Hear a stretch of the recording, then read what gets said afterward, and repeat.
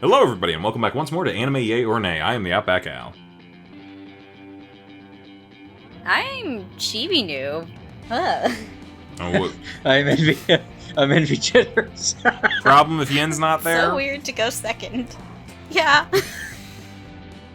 I'm CheerandCosplay. And I'm Kozi. And we're back a little light this week, but don't worry about it. We got notes on stuff. We're here once more for the Anime Yay or Nay Collect Them All tournament, or the Buy Our Shit Showdown, or whatever you want to call it. I don't even know. Shit showdown. Buy Our Shit Showdown. Why did we not go? Oh, right, because you swear in the beginning of the YouTube video. Well, no, they they adjusted. Yeah, it. they did roll that back now. did they now? Also, we're not monetized, so That's it doesn't also matter. true, but I'm also like, you Yeah. know, I'd like people to see this. Under the new rules, you're allowed to swear. You just can't swear through the majority of the video. Well, we're fucked either way. So, yeah, so Yin is not here today, unfortunately, but they did give me their notes. I'm only sad that they couldn't have given me paragraphs of information like Envy did, Yeah. especially about how They attracted didn't give they you were. good notes. Yeah, they didn't give me the notes of how attracted they were to some of the bug people in whatever we were watching. So, but you know what? We will persevere. We will persevere. So, what do we have this week? Last week, we should talk about for a second, because, God, what was last week? Last week was a slog. We don't need to talk about last week. We should mention Battle No. Beatamon beat Bakugan, and now we're moving on. This is actually the last one of the preliminary rounds. The final of our 16 contenders are facing off today. We have Beyblade versus Medabots for the finals of the Battle Toy section. The winner goes on to battle Beamon in the quarterfinals, and we have so much to look forward to in the next couple of weeks. So, who's heard of these?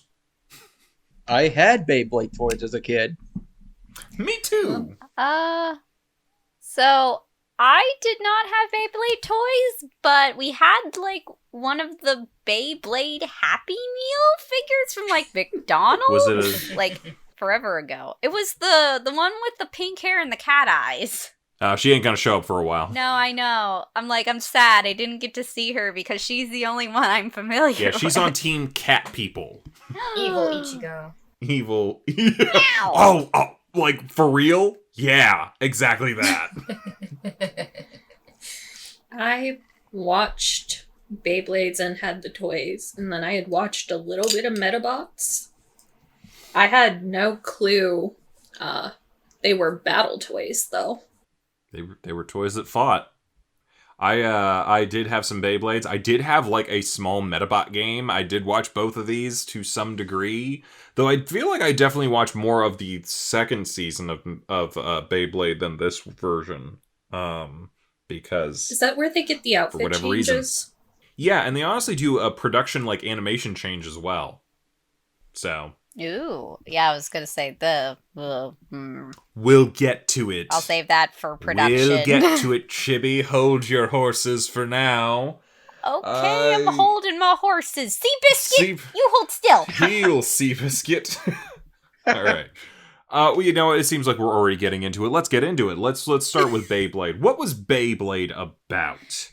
It was about a kid named Tyson who his grandpa trains at. That's a good word for it. His grandpa owns a dojo, and he trains at the dojo for kendo. But he also liked to do the Beyblade, don't you know? And so there's other guy who steals Beyblades from people. Or bets Beyblades? Something like that. I've had a few. Bear with me. Carlos. You were right the first time. It was Yeah. Yeah. Some guy named Carlos is taking people's Beyblades. And there's a dude with a weird face and another dude who doesn't have eyes who are like, you know, involved in all this. And they're like, hey, we gotta beat this guy Carlos because he got taken all the Beyblades. So we gotta figure out the way to make the Beyblade work. And make it spin super fast so it's a better Beyblade than other people's Beyblade. And then there's a dragon. And then there's a guy who runs a Beyblade gang. And then all sorts of craziness, man. Like, we gotta get better Beyblades. And then another guy shows up. And then probably more people show up. I don't know. A lot of spinning tops. My guy. Yes. Remember that show Drunk History that was on Spike TV? I'm living it right now, man. I'm living it. Yeah. You know what? I had to go on an Irish wake today, so you know what? Just that's where I'm at. Yeah. So, did I miss anything? No. Cover the broad strokes? That sounds good. Hoi, oi, oi, oi, oi. Let's see here. God. Yin. God damn it. Yin was supposed to lead us in the plot. Well, let me check my text messages, see what they said. So they said for Beyblade, they were a light yay. I have no other justification for what they said, because that's all they sent me. Light yay for Yin. Chibi, what'd you think? So, as far as the plot of Beyblade is concerned, unlike, and maybe I'm forgetting some stuff, but unlike our previous couple of ones, and I'm not sure if like maybe at some point I dropped off, but it seemed like this one was a little less fanciful than some of the other shows that we've been watching. At least until the gods casually maul the kid. Oh yeah. So I would give this a bit of a meh. Like, I don't really feel like, it's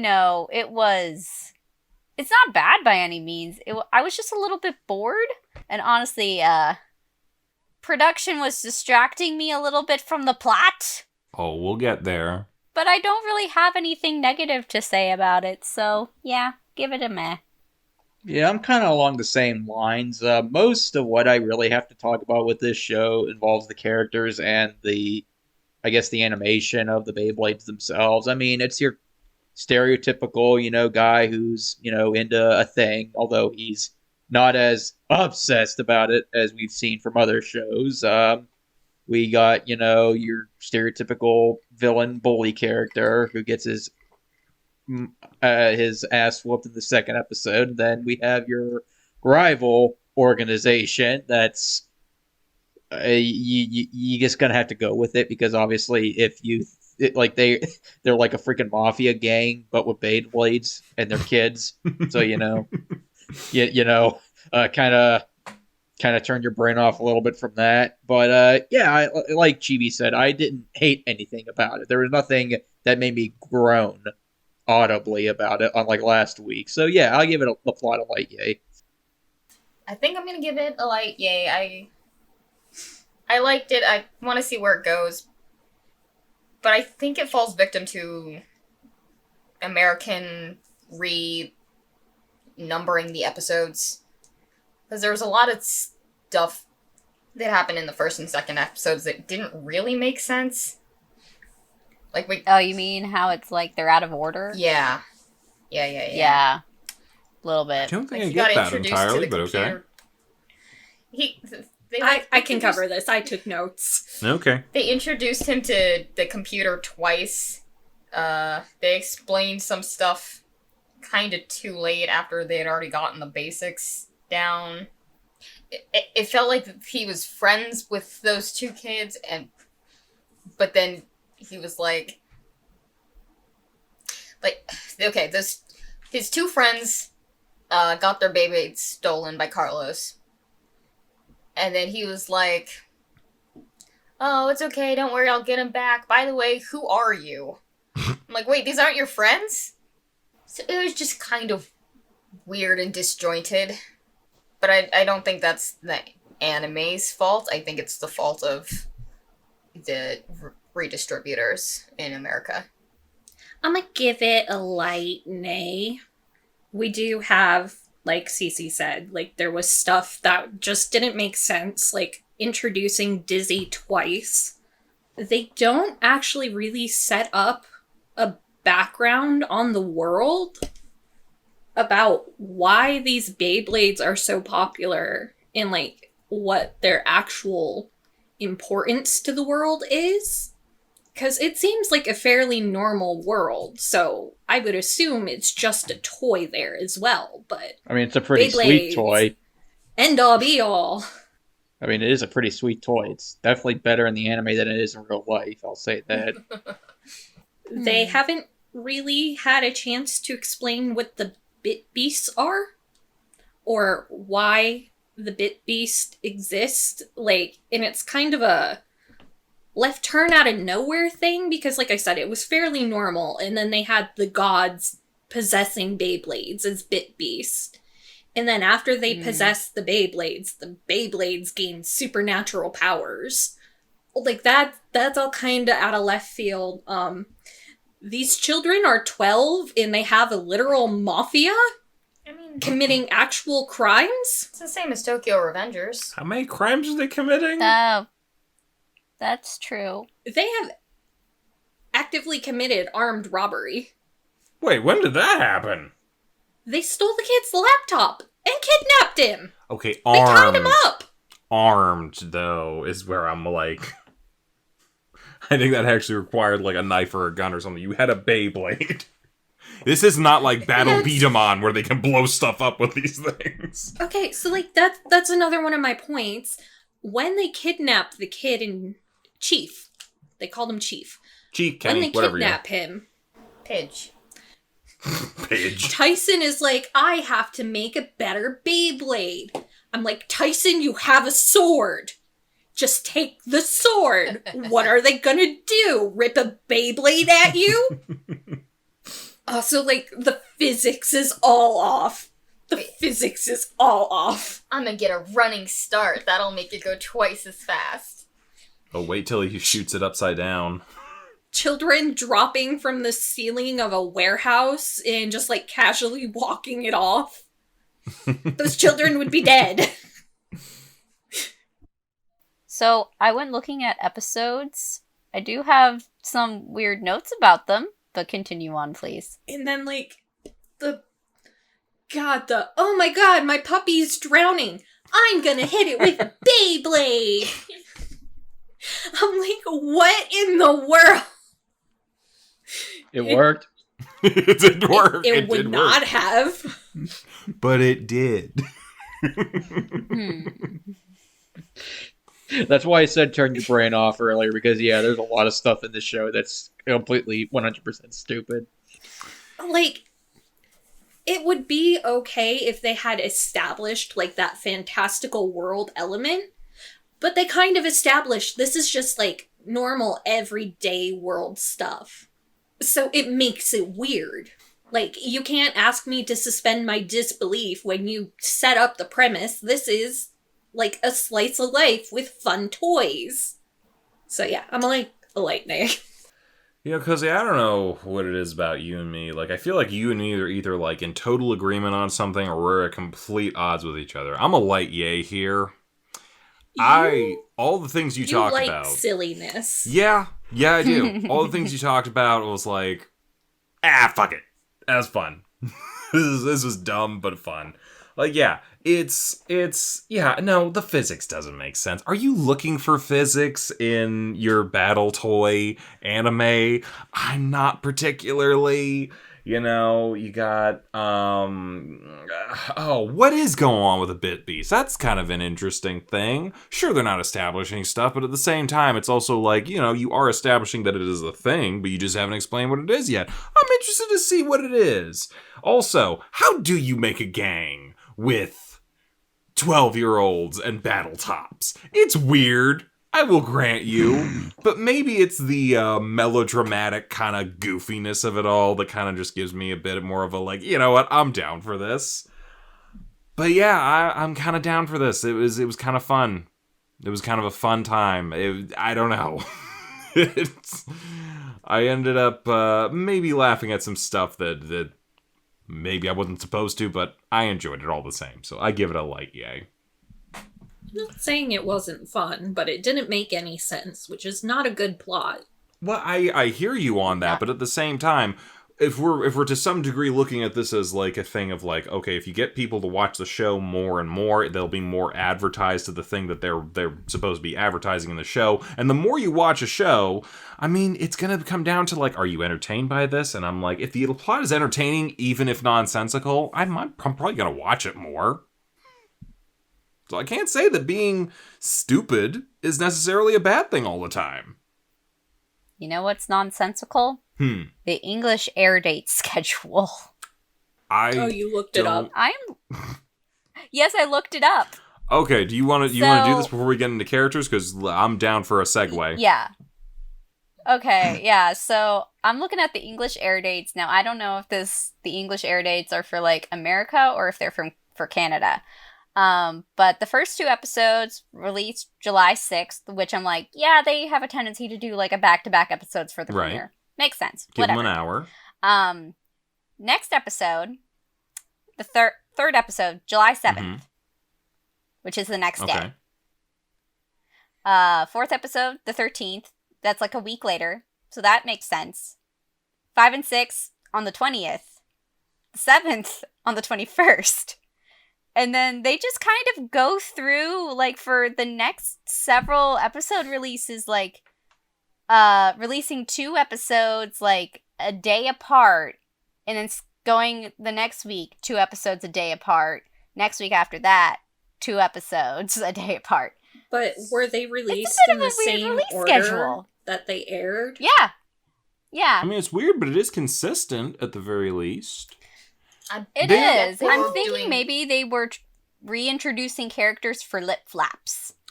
I'll throw out there, it's not a terrible idea to have, like, basically 2 days, presumably at the same time slot, that you're trying to get people in to be like, hey, 2 new episodes each week. I bet you those were weekends. Maybe. Yeah, we'd have to say. I'm imagining maybe a Friday, Saturday kind of deal. Or even a Saturday, Sunday. Either one could work. And you could be like, hey, both of these days at like whatever time, let's say 3 o'clock or 5 o'clock or whatever, be like, hey, I'm going to tune into this channel to see this new thing. There might be a little bit of a way to think about that. That's not bad. If it worked. I'm assuming to some degree it worked. This thing had a couple seasons. There's still Beyblade episodes coming out, right? Am I crazy? I do not know. No, there's still a series. Yeah, I think this thing has lasted a while. I think there's still a series going on. Okay, are we thinking about characters? So yeah, they were Saturday, Sunday. See, that makes sense. Chibi, while you're speaking, why don't you start us off on characters? What do you think about the characters in this? I'm gonna give the characters, at least character-wise, I give them probably like a light yay. The protagonist was not as annoying as some of the past ones that we have had. Except he's a little bit more all about, I don't know, he's like code of honor with battling with battle tops, I guess. Which to me was a little bit strange, but whatever. And I don't know, I don't really have any complaints. They, just seem like a bunch of kids who all like, really enjoy this game, and then suddenly the mafia rolls in and it's suddenly not very fun anymore. Yeah, I don't really have a whole lot to say, but I don't really have anything bad to say, so yeah, light yay. All I could say is after last week with Bakugan's protagonist, Tyson is like a fucking angel. Like, it was so refreshing to actually see a character from one of these shows actually treat his compatriots nice. Like, he treats like his so-called rival from the first episode, the weird face kid, like they were like, had a friendly rivalry, but they were, close. And then him and Chief, like, they got into an argument, and then he realizes, like, immediately, shit, maybe I was a little too hard on him. Maybe I should go to apologize. Thank you. Somebody with empathy. Somebody that actually has human emotions. Holy shit. I was just watching it thinking, holy shit, this is, am I watching the same show? Holy shit. But You're not watching the same show. It's a different show exactly. this week. Yeah, exactly. I mean, as far as the rest of the characters, it's kind of your standard, Chief is the stereotypical meek, shy, techno nerd.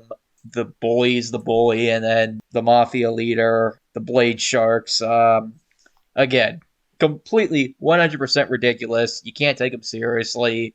I guess they're fine on their own. I guess the leader's cool, but again, nothing that you haven't seen before.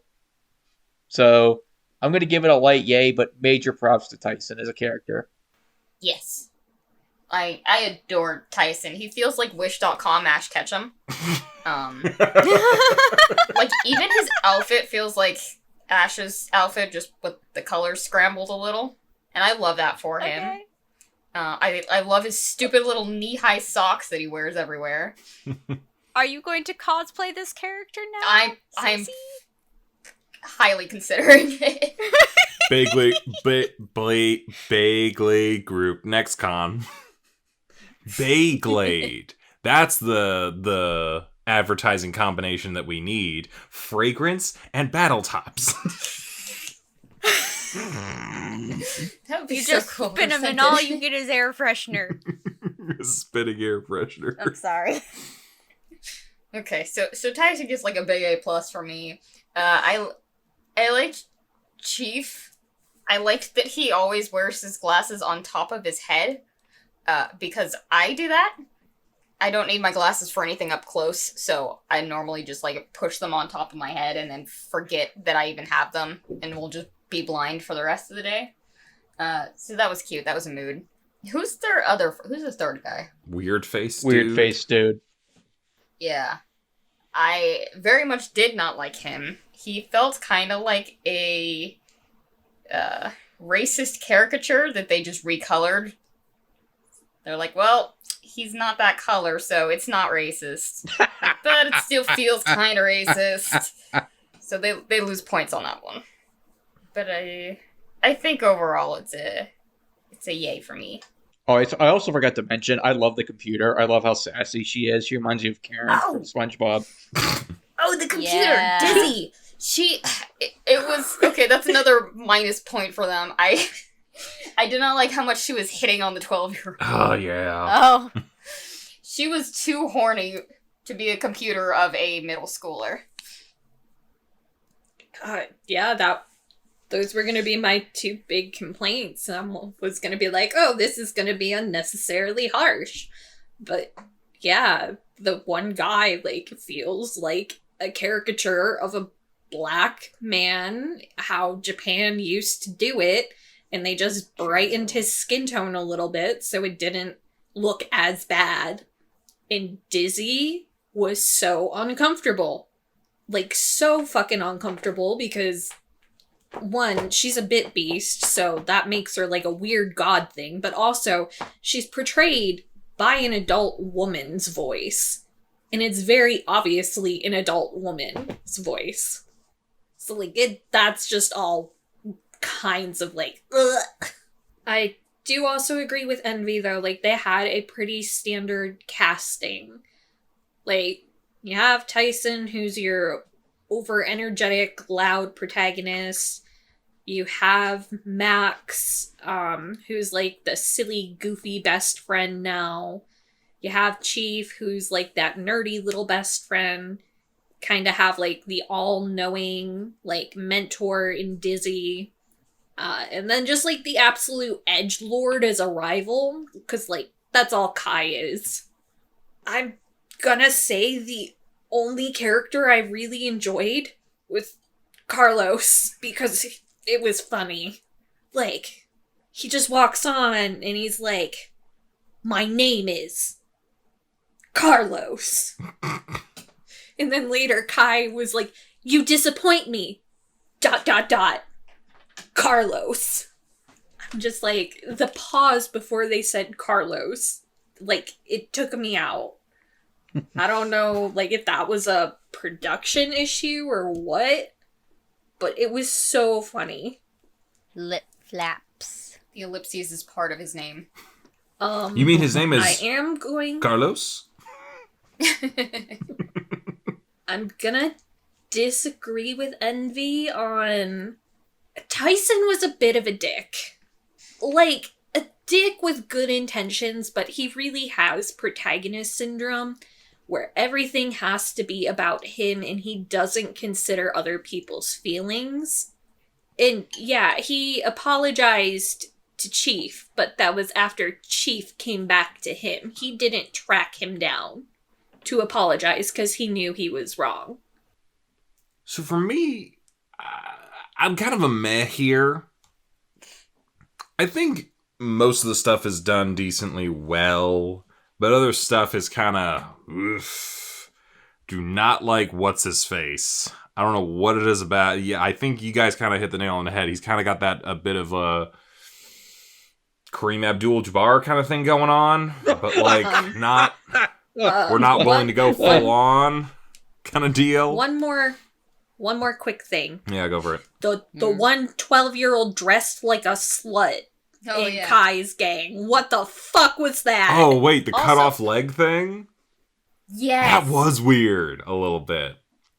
Yeah.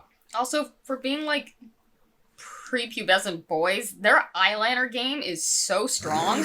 I'm just going to throw this out there. That might have been the thing that aged the most, because prepubescent boys at this point probably do have eyeliner game better than anyone else. But the thing that I'm kind of in the middle, because like, yeah, there's some stuff that I think is like done decently well. There's other stuff that's kind of like, this doesn't really work that well. But there's stuff that I'm like, this is fun. Yeah, you know what? Dizzy does not age well whenever she's like, hey, Chief, when are we going to spend some alone time together? I'm like, what the fuck, lady? I'm like, it'd be one thing if he was like, this is my computer. I wanted her to speak like that, so I programmed her to do that. No, this is an actual, like, somewhat sentient being that's like saying that to an 11-year-old. Woof. Calm down, blank check. Yeah. Oh, yeah, no, that's a reference. Honestly, can I be real with you? The person I was most interested in, weirdly enough, and I know this is going to sound stupid, it's Grandpa. I was having fun with, yo, dog, what's up? Like, they made some choices with his dub. Okay. That's completely American. But let's be real here. You know that there's some adults that are trying to talk the kids speak. You know what I'm saying, yo? And I did kind of find it kind of like, he's trying. It's dumb. It doesn't work, but at the same time, you know what? He's trying to connect to his grandson. And I know it's not like something that they're trying to push, but it does kind of give me a bit of a sense of his character in a way that I'm like, you know what? I like you. You're trying to impart wisdom, but also like, pass on this sort of tradition kind of thing. But you're also trying to like meet him on his level. It's not working, but you're trying. And I appreciate that from a character, especially like a character that's a little bit older. I don't know. Maybe I'm thinking more about this than I should, but I like that. So buckling up is totes yeet, yo. Yeah, if he probably would have said that had this come out today. Oh, Kozi looked at me and was like, what accent is that? And I said, hippie way past his prime? Yeah, he definitely is. But like, it's I don't know. It's one of those like, oh god, that does not work. But at the same time, you're like, he's trying. Good for him for putting in the effort. You know what I mean? So yeah, meh. There's some good, there's some bad, it's some meh. Huh, Yin, what do you have to say? Oh god, wait, I have the wrong tab open. Hang on. They gave it a meh as well. No explanation. Probably for the same reasons as all of us in a way. I'd imagine. So production, Envy, why don't you take us into that? Or okay, no, advertising. I'm sorry, advertising, not production. Okay, well... Yeah, Yin sent it backwards. Well, I will say this. This is like the first time, minus Pokemon, where I actually had experience with the product in real life before watching the show. Because, like I said before, I actually had Beyblades as a kid. Now, granted, my arena and my Beyblades didn't work half the time. Sometimes I would pull on the thing, and it would last maybe a second. Or it would just fall out of the arena. So that was kind of the point. Yeah, but when you're a bunch of young kids and you want, awesome-ass battles and they last 5 seconds, it kind of deflates you a little bit. But it was still fun nonetheless. But I will say this. The way that they showed the Beyblades in the anime, they made them look like they're the most awesome fucking thing in the world that'll last for like a minute on end and have a fucking shonen-esque battle every single time. And if you get a running jump start, it'll go faster. Well, like, even still, like, there's different strategies that they use for each of them. Like, one is using brute force, the other is, doing the best defense is a good offense. It's like these are shonen strategies for a kid's toy essentially. But I will say this: it is kind of effective. You might get a little sense of as seen on TV disappointment whenever you get them in real life, but they're still pretty effective nonetheless. So yeah, and I don't know if this is for production or not, but the theme song is the theme song for production. I think we kind of split it a little bit here and there. Yeah, like, a theme song can tie into advertising. I mean, Pokemon's absolutely tied into advertising. Like, Pokemon is fucking iconic, so that lends into the advertising element. Yeah. So. Well, I was going to say because the theme song has been memed recently because of just how early 2000s it is. So that kind of helps a little bit too with the advertising in a dank meme kind of way. Yeah, I'll give the advertising a yay. I think I'll give it a light yay. I want to keep watching the show, but I don't have any interest in the toys. Growing up, I don't think we had any Beyblade specifically, but we did have similar, like, ripcord toys. I want to say probably something more with a propeller, something that flew. Did you have the Barbie Fairy cool Princess? No, I didn't have any Sky Dancers. Nothing that cool. Was it Wings Club? I wasn't into Winx Club back then. Good. I was Witch Girl. Yeah. Was it like that little disc shooter we had? Hey, we should watch Witch. We should totally watch Witch. It's basically anime. Hell yes. Yes. Except I didn't know it was a show until I was like 20. What? I read the graphic novels. Ah. Okay, focus. Advertising. Advertising. How did Witch advertise to you? Easy. I went on to the library and they were on display. So I knew what Beyblades were. They were, like, everywhere, and I didn't have much interest in them, and I still don't, except now that you bring up our children, I do think the cats might enjoy them. It would hurt the cats. I'm not gonna shoot them at the cats. Well, what are they gonna do? Touch it while it's spinning? I mean, most of them are plastic now. They're not really metal anymore. Yeah, but they spin fast, man. Have you ever touched a fan while it was going? Yes. Did it hurt? Yes. Yeah. Yes. Wait, are you talking like a fan, the ceiling fan? Or like a Or a box hand fan. fan. Yeah, like... A hand fan ain't nothing. Yeah, okay, it's probably no worse than that. No, it's worse than that. The ceiling fan doesn't hurt that much either. What settings do you have it on? Hi! I doubt it. Okay, Anyway. next time we're over. You and me. We're having a fan off? Is that what's Yeah. going on? Alright. This isn't Patreon content, it's OnlyFans content. I've already... Did I say light yay for this? Or meh? Yes, you said light A. Okay, I'll stick with that. Yeah, not for me, but I can definitely see it working for its target audience. Okay, I feel so bad because I feel like I'm being so unnecessarily harsh. I'm gonna give it a meh because it has a lot of positives and it has a lot of negatives that kind of balance each other out. First, the theme, it may be memed recently, but it's a fairly non-discrepant theme, if you can understand what I'm saying. Like, it doesn't really stick with you, and while it is, like, lyric-wise talking about Beyblades, the lyrics are so drowned out that, like, you make it let it rip. It honestly reminded me of something that would be in Sonic Adventure. Like, early, like, Sonic, like, Crush 40 kind of stuff. Like, if you played that, I do not think people within, like, the first 10 seconds would be able to tell you that was Beyblades. I could. Yeah, your ADHD brain, though. Yeah. Major props. They explained what Beyblades were and how you played with them within, like, the first 5 minutes of the show. A tier. And while the physics were like a little wonky, for the most part, like I feel like it was an accurate depiction of what you do with Beyblades.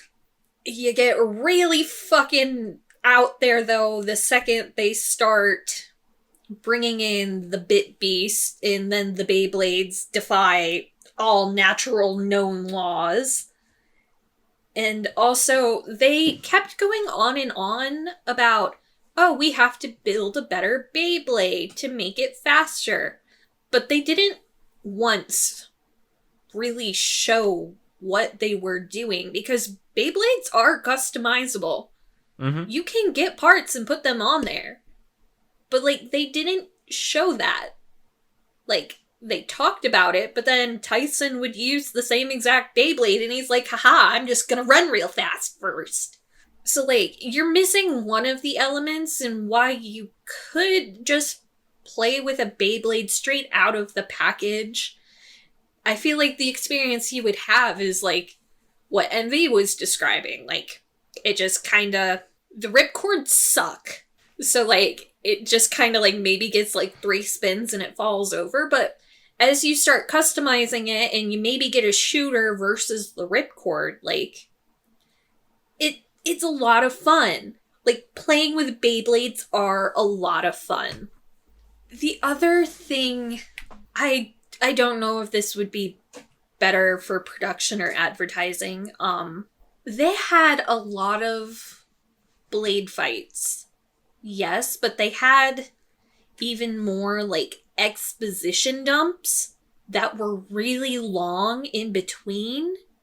And, like, the Beyblade fights were done really well, I feel like, animation-wise.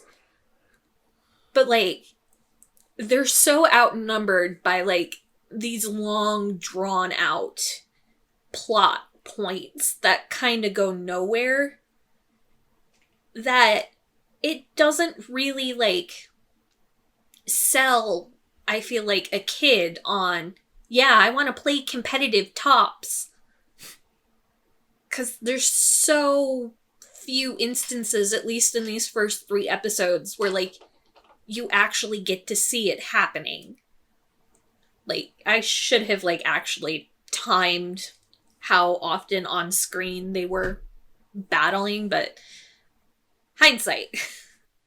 Just gonna give it a meh, because they did stuff right. It does look super cool and fun, and they explained it, but then they took it off course. Yeah, I'm a light yay here. Yeah, they did show it. Did look cool. I had fun with it. I had some Beyblades. This was fun. Yeah, there's some strategy to this. There's some elements to it. They do kind of explain. You do see how to do the Beyblade, so I think that's good. And yeah, to some degree, yeah, you know that it's not gonna be like, you're not gonna summon a dragon or a phoenix out of your top while you're fighting, as cool as that would be. But you know what? You get a sense of this.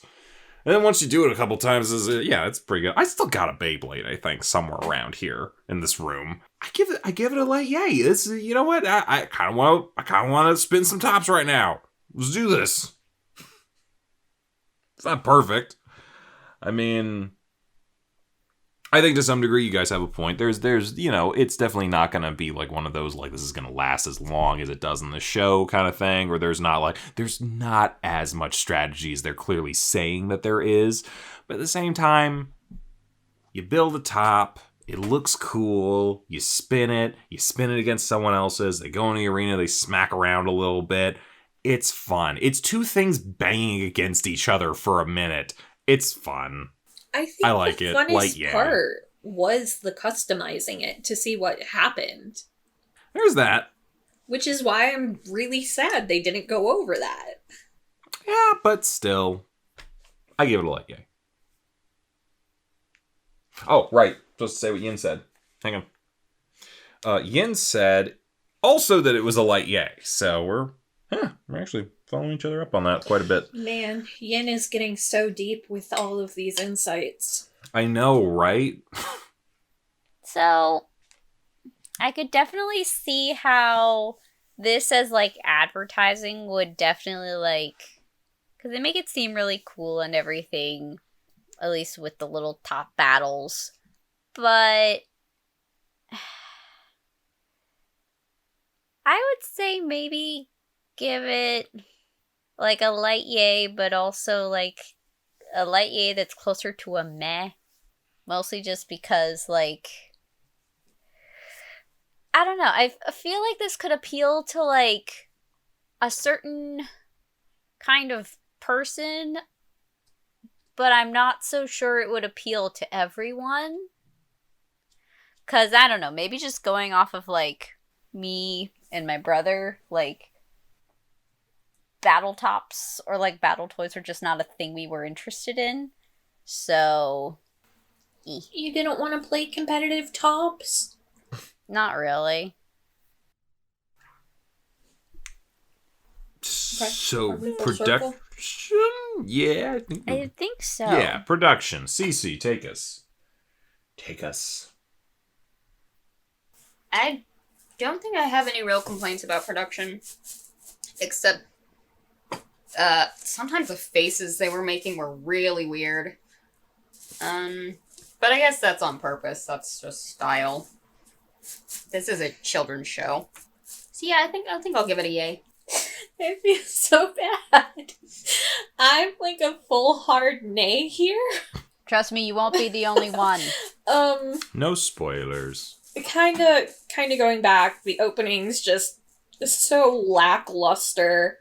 The lip syncing is off, like, really bad. Like, the lip flaps just don't match at all.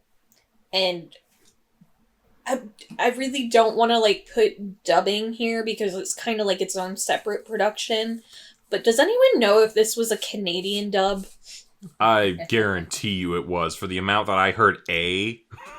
Or as no, amount not A. I heard they sorry. Said, sorry, that was it. Yeah. So many stories. Sorry, eh? But, like... You want to get some Tim Hortons? Sorry about that. Like, I had dubbing complaints just kind of, like, with the Carlos thing. Like, it was unintentionally funny. But, like, the fact that it was, like, my name is Carlos. But, like, it was just... So, yeah, the series was broadcast on the sibling cable channel YTV in Canada and ABC Family in the US. Okay. So Canadian dubbing. There's more of it than you think. CC liked Tyson's outfits, but I think the overall character designs are just so violently 2000s. It's kind of painful. They had a lot of, like, in quotation marks, animation that was just still frames. Like, when Grandpa was moving too fast, and they just overlaid, like, 5 grandpas on top of each other. Ooh, 5 grandpas on top of each other. That's a good time. That was weird. They animated the Beyblade fight so well that all the other animation kind of just fell behind it. Like, when Carlos was walking down the stairs in that first episode, and he was just, like... It looked like someone was animating it in, like, PowerPoint. Do you get that? Like, the bounce transition? No, maybe I wasn't paying enough attention. I mean, I'm usually, with animation, I usually pay attention to it, but also I kind of don't at the same time. Like, I don't usually go as technical as you do, but I wasn't noticing it.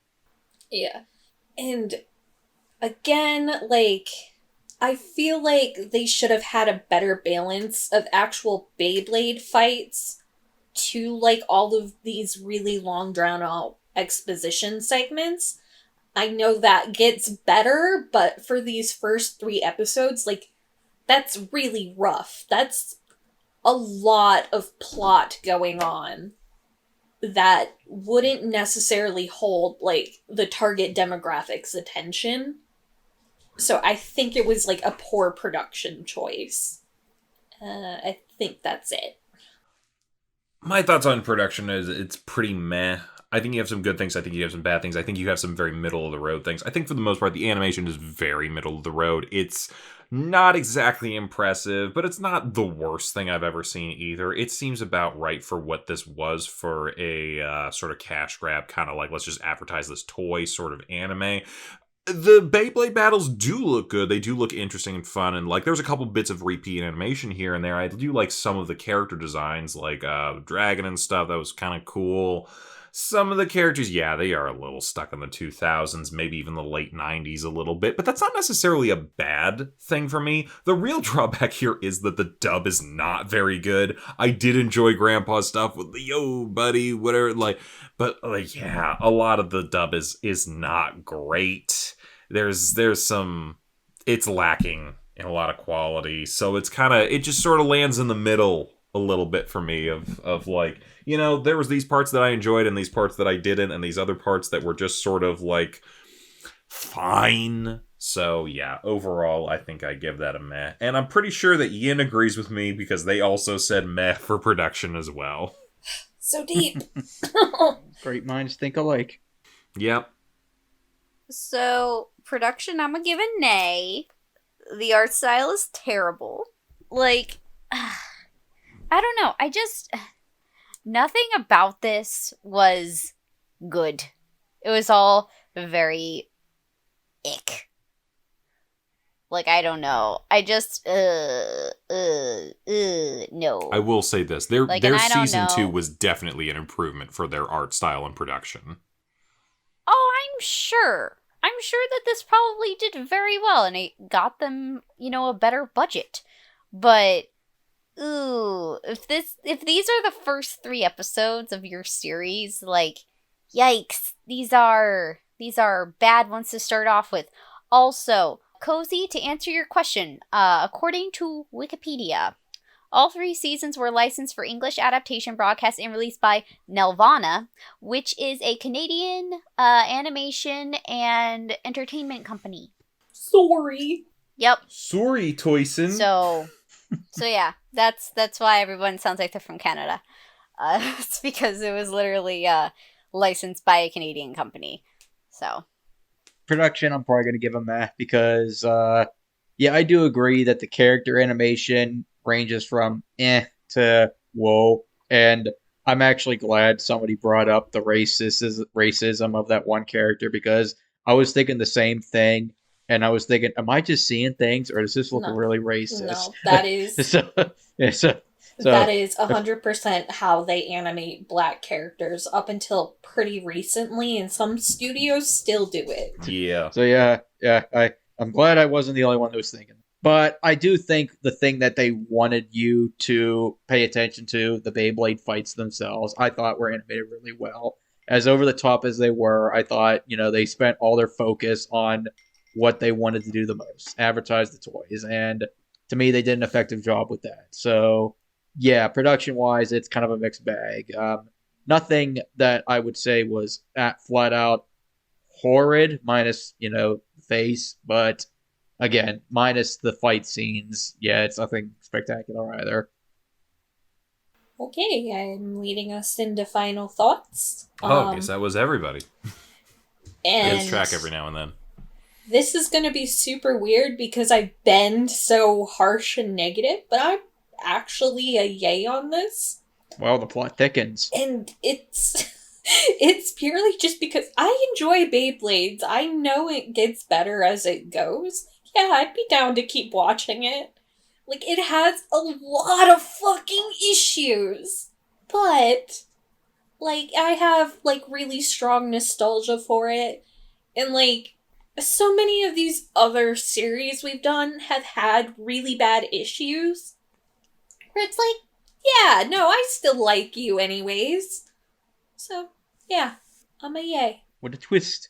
Yeah, it was kind of a light yay here. This, it's silly, it's goofy, it's melodramatic, it's dumb, but that's entertaining. It's you have to enjoy watching the kids play the games and try to get better at it and not be assholes to one another for the most part, unless you're the rival character that everyone's going to ship you with the main character kind of thing. I know what's up with Kai please and no. Tyson. I absolutely know 100%. But yeah. It's fun. Plus, you got fun top battles and stuff, and you can buy these things, smash them together. Like, who doesn't like taking toys and smashing them together a little bit? That's kind of the joy of this a little bit, and it kind of captures that a little. I like that.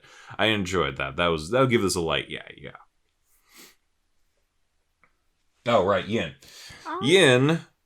Yin also gave it a light. Yeah, God, we are like on point with each other today. I swear to God, I'm not making up their answers. They actually texted these to me. Yeah, Chibi, you go. I'm gonna give this a meh. As far as my final thoughts are, like, it had some good things. It had some bad things. Overall, it was just deeply okay. For me, I'm going to give it a light yay. Unlike, the last week where both shows were just kind of an experience to get through, this was actually a pleasant experience for me. So, yeah, I had fun with it. Does it have issues? Is it of its time? Absolutely. But I still think it's pretty enjoyable for the most part. So, yeah, I give it a light yay. Yeah, I'm gonna give it a yay. I really enjoyed this one, surprisingly. I'm not sure I was really aware Beyblades had a show. I was like, how are they going to turn this game into a show? And I was surprised. It was good. I'm also just going to put this here because I wasn't sure where else to put it. I really wish this was about, like, college kids so I could make jokes about them battling their tops. Dude, you realize the college kids who were all playing that just never grew up, right? Yeah. But, like, it feels wrong. It feels wrong to make that joke about 12-year-olds. Oh. I need, like, a 20-year-old twink so I can be like, he's battling his top. Tyson is only 11. Oh, 11, even better. Yeah. Ew. Before we head into, Which? Fuck. Which is definitely fighting today? We are. I forgot for production, their sound mixing was fucking horrible.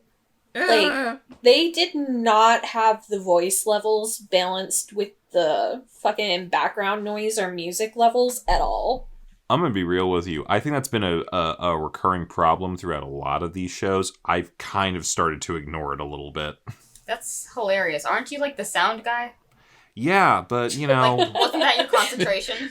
At a certain point, you see something happen so much, and you're like, it kind of becomes a thing of, like, can I do anything about it? No? Alright, then I'm just gonna, like, kind of become numb to it after a while. I was going to say, you numb to the pain at this point. Yeah, no, like, I know I can't do anything about it. I know that it's going to continue.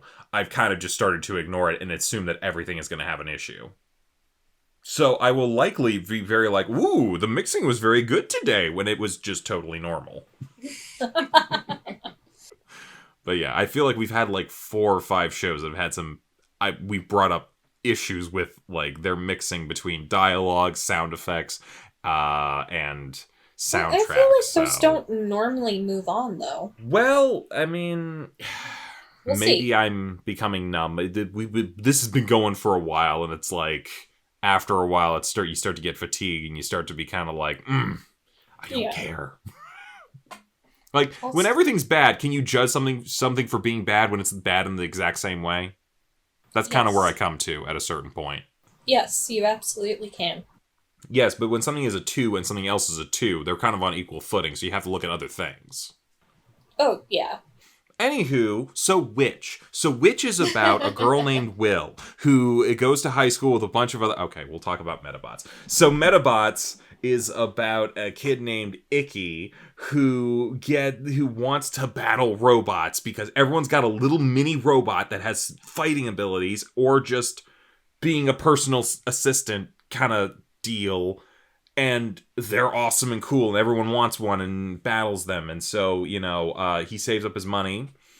And then when his friends are in trouble because a gang of rock and roll delinquent robot fighters attack or start harassing his friends, he goes and buys a cheap-ass robot, but found a really, nice special, metal brain thing in the river. So yeah, his has all the power in the world and knocks them out. And then we go into episodic, what will be our battle of the day today. And sometimes we're going to battle the kids from school, and sometimes we're going to battle the mafia, who is messing with our high school gym teacher who is trying to build a park for orphans.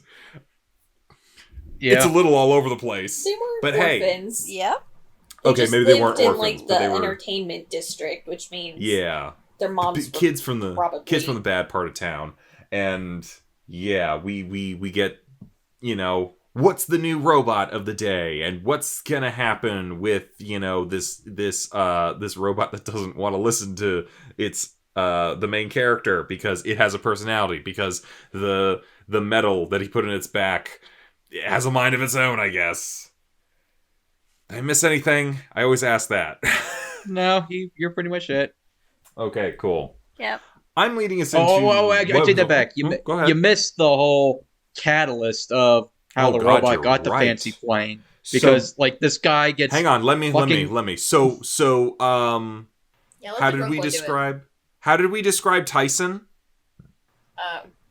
Ash Ketchum from Wish? Wish.com. Yeah.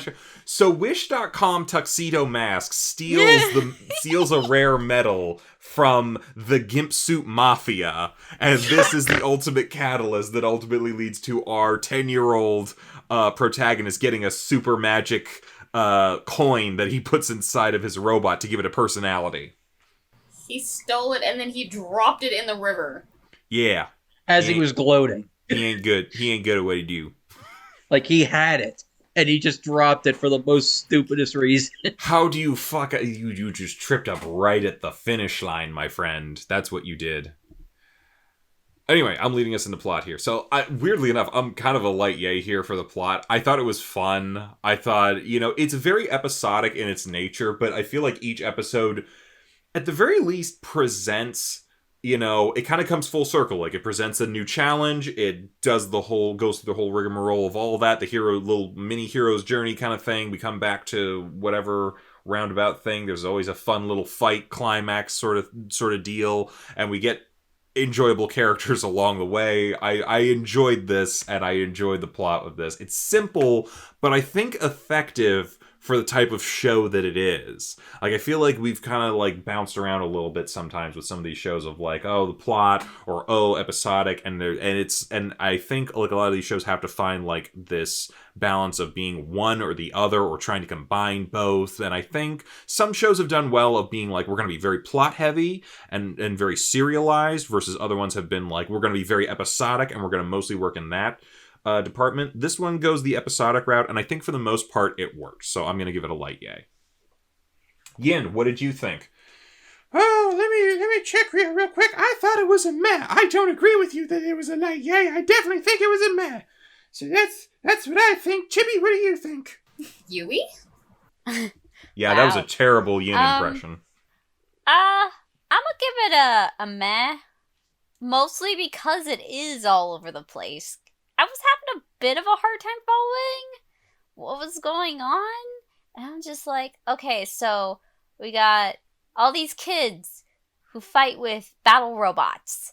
And something is going on. One of them is a group of bullies. The other one's a main protagonist, and his friend who's a school newspaper reporter, photographer person. And somehow we get Medabots, who is our friend, although not really friend, because apparently he's a bit of a kiss up to the mom.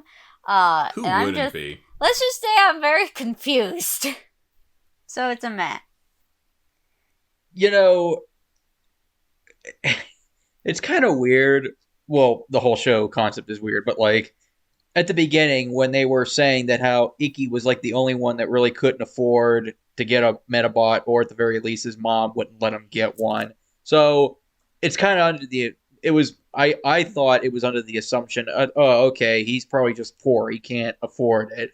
But you see these things, and they're the most advanced piece of technology. Like, this show came out in like 2000 or something like that, and like these are like great technology for today's standards. Like, these robots are like personal assistants and like full on death battle robots. So like, how much do these things cost? Because like the one he got was like a cheap model, like a throwback. So like, how rich are the people in these towns, or are these robots so prolific in society that they're inexpensive by comparison? It's like iPhones, like everyone's got one nowadays. It's like, can I throw something out there to you, Envy? Because I think I might be able to answer this.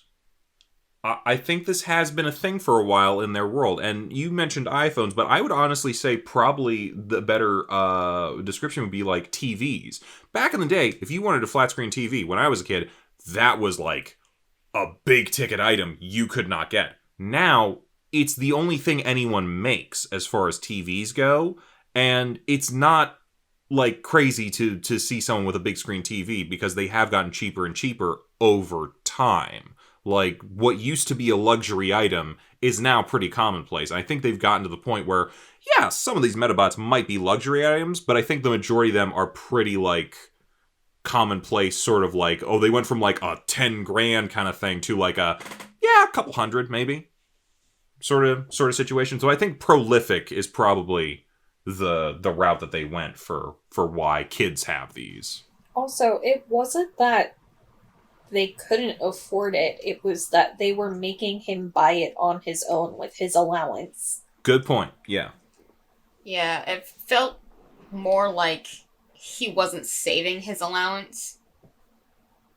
Like, he was, but they probably weren't giving giving him a lot. Yeah. I mean, other than that, and also, you know, the mystery set up at the beginning, you know, with the guy, and, you know, why is he running away with that advanced technology? Which, I mean, granted, now that you know what Medabots is, like, he's way more advanced probably and has way more of a personality than the other Medabots. That's probably why. But yeah, you know, kind of like Beyblade. You got bullies, you got organization, and you got shenanigans. I mean, I did kind of like the back and forth bickering between Icky and Medabots, but I guess that's more character thing. So I guess it's a light yay, because it is very creative with its robots and its setup. Just, you know, those things that you think about when you're up at late at night. Yeah, I think I'm gonna give this one a light yay.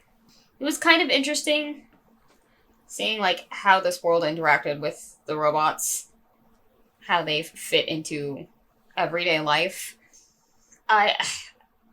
What was it, episode 3 that the gym teacher kept making them run laps? Yeah. Yep. I really liked that one. I thought that one was funny. I think the episodic episodes work better than, like, the big plot ones. If there are more episodes like that, then I would definitely be interested in watching more. Hey, Al. Hey, Kozi. I'm a light nay here. Like, for the most part, I would say what little plot there really is just underwhelming. And the episodicness, I think, hurts its ability to, like, actually have, like, a nice tied together plot, because they don't really tie into the episodes before them. And, like, your episodic Monster of the Week episodes, like, those can be very successful, but this just, I don't know, like, it didn't work for me. And, like, they made a big deal about the one gang at the beginning stealing robot parts, but, like, every battle you're wagering robot parts. So I don't understand why that was necessarily a big issue. Maybe it was the fact that they were forcing them to fight. I don't know. Also, it was really weird that they whipped teleporting out of nowhere. Like, that's kind of a big thing to just drop. Yeah, that's kind of a more important technology than your little fighting robots. Yeah. Yeah, like when the shopkeeper was like, okay, I'll hold him here for you. I'm like, wait, don't you need that to battle, like, right now? And he runs to the Nope. battle, he's like, okay, now I summon him here. He can teleport. I'm like, what was the point of that? He could have just, like, came along with you. And, like, I feel like they tried to do a job of setting up, like, the world and the importance of the Medabots within that world, but it kind of falls through because, like, they don't have access to their Medabots at school. Like, obviously, he didn't have one at home, so, like, they aren't, like, as important as the show is trying to tell us they are. Oh, everyone has one, though. Like, obviously, some people don't, and you don't actually need a Medabot for anything besides Medabot battling. I feel like you could make the argument you don't need a smartphone, Oh. but everyone's got one more or less. Well, smartphones are kind It's of really the hard only- to not have a smartphone anymore, though. Yeah, the way society is nowadays. I feel like the argument you would want to make there is not everyone needs a cell phone, but you kind of do in this day and age. I mean, they're getting rid of like normal landlines anymore. You kind of need a cell phone. Like, Perhaps. so much of our society is, like, adapted to cell phones. But it didn't feel like that for the Medabots. Because, like, there are areas where you can't bring your Medabot. Also, it kind of felt more like cockfighting, I guess. Like, it felt more like people putting gambles down on which Medabot was gonna come out on top. Like, Yes, the that's how student gambling council works. betting their room on winning the fight, stuff like that. So it It felt like definitely- more like a gambler's tool than like a personal assistant kind of friend type thing. It definitely is a pro-gambling society. I will definitely give you that. Characters. Yin. Oh, shit. Yin. Yin. Where you at? What did you think? What did you think of the characters? I think they were a light yay. That's what I, Yin, think. Is the impression getting any better? I doubt Valley it. Girl. Valley Girl. That was better. Okay. I'll work on it. Characters. So, I think I'm a light yay. I don't really have a whole lot of complaints. But also, like, it's been a few days, so I can't really remember if I actually had any or not. I don't know. I think our main cast kind of like had some funny lines, but that might just be more production things. So yeah. But yeah, those are my thoughts.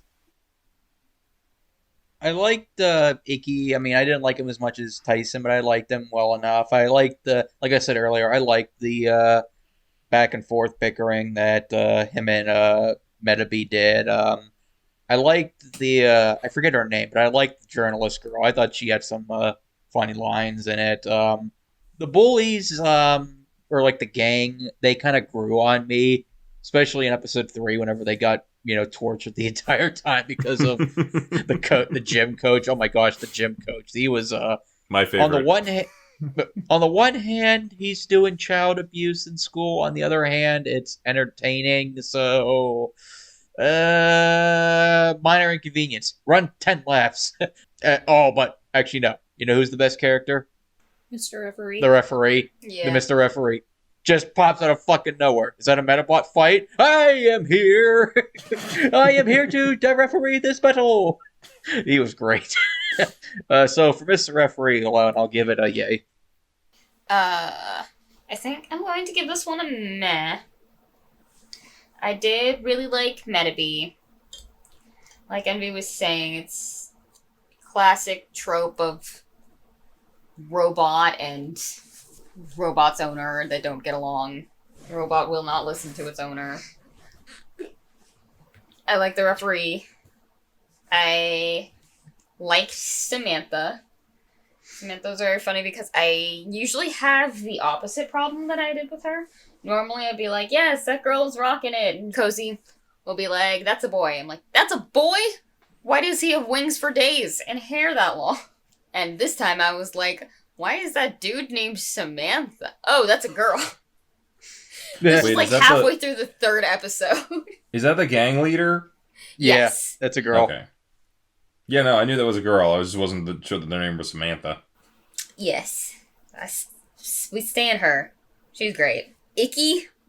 Unfortunate name. I feel like it was supposed to be Iki. It was Iki. Mm-hmm. The English dubber said, haha, fuck that. Icky. I did not like him. He was so whiny. He was like, man, I'd give anything for a Medabot. And this shopkeeper dude was like, hey, I have an older model. I'll sell it to you for real cheap. And he, like, laughed in his face. And was like, I'll take it for free or not at all. Can I throw something out there? That he said that it was like a discontinued line. That could translate to a lot of money. Because yeah, super rare. I'm just throwing it out there. Like, there are certain, like, you know, some people buy, like, trading cards or t-shirts or, like, there's a whole bunch of different kind of memorabilia that you can get. But if you get, like, something that was discontinued, so there's a very limited number of them, that can be worth a lot, especially if it's older, because they're definitely not making more of them. And so a collector might be like, hey, that's worth some money. I'm honestly surprised the shopkeeper didn't think about that. Yeah. But I might be thinking about it too much. Yeah, I found him super annoying and kind of entitled. Also, do we think the shopkeeper, not to spoil it, but do we think the shopkeeper was the Phantom dude? 100%. Yeah. He's I absolutely think so. him. I don't think they were coming to that. I There's don't not think they even were a subtle with question. it.